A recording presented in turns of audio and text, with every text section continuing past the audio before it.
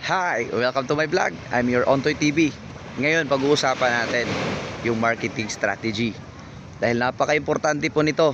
Dahil akala ng iba, okay naman. Sarap yung pagkain namin.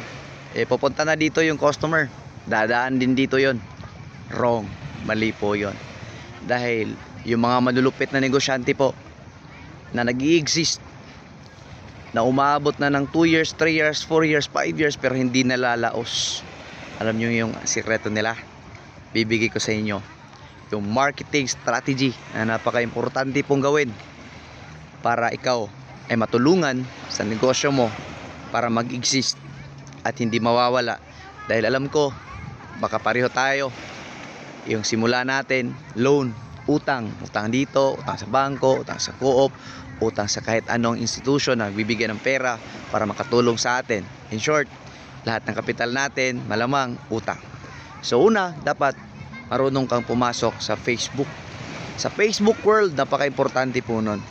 Huwag mong kakalimutan, magbigay ka ng mga idea na dapat mong sundan. Araw-araw po yun. Siguro una, para sa akin, gawa ka ng Facebook page. Dapat yung negosyo mo may Facebook page yan.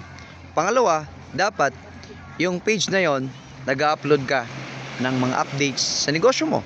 Ina-upload mo yung kung ano yung product mo, yung mga dapat mong ipopromote, andun yon. At syempre, ina-post na yon hanggang doon lang. Hindi naman siguro pwedeng ganun lang. Ang gagawin mo, pumasok ka siguro sa mga group page. Okay, maraming group page dyan sa lugar nyo.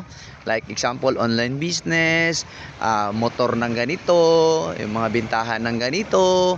Maraming group na makikita mo. Pasok ka doon, tapos mag-share ka araw-araw.